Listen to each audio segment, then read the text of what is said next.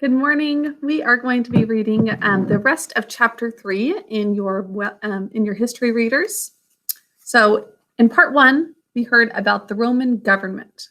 They had a republic, and the system has a dictator at times as the one person in charge, but only in times of war. There are consuls and senators, which is similar to the senators that we have in our country today. And do you remember what the names for the rich people in society was? There were the patricians. And then what was the name for the poor people in society? The plebeians. So patricians and plebeians. And then there are consuls and senators at the top. And then above that, a dictator, but only in times of war. Today, we're going to be hearing about a man named Cincinnatus, who did a great job of defending his country. We're going to hear about a man named Horatius in a myth later, which is probably not true. It's just a legend, but this Cincinnatus is probably very true. Or he was a real man. The details of it have become somewhat legendary, but we're going to look at the historical part of it today. So I'm going to present the book for you to follow along. Oops. Wrong one.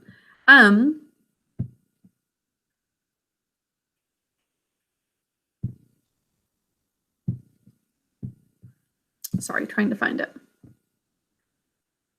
Here it is. Okay, so ancient Rome. We are reading chapter 3, the Roman Republic, starting on page 14.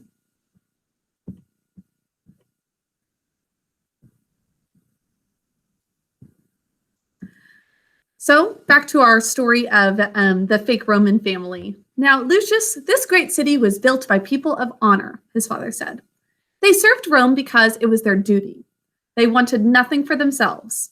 One of the greatest of these people was Lucius Quincius Cincinnatus. Lucius Quincius Cincinnatus is the way the pronunciation shows it. You are named after him. Now, Cincinnatus had a small farm on the Tiber River, which we learned about in World Rivers, not far from the city. Lucius's father continued. One day, he was plowing his fields when messengers came to him. They asked him to go with them to the Senate. Cincinnatus was covered with dirt from his work. Remember, he's a farmer. But he put on his toga and crossed the Tiber to Rome. Now, when Cincinnatus reached the city, the senator said that he had been chosen as dictator. Remember, only one dictator is chosen at a time. It's only for 6 months during war. Now, Cincinnatus, a poor farmer, he is the one chosen. Or not necessarily poor, but just a farmer. They told him that an enemy force had trapped the entire Roman army in a mountain pass, which is between two mountains. Now, the army would be destroyed unless help arrived soon. Cincinnatus ordered every shop in the city to be closed. He ordered every man and boy in the city to meet in a field with his weapons. Everyone was given a job. Can you imagine if that was the case now?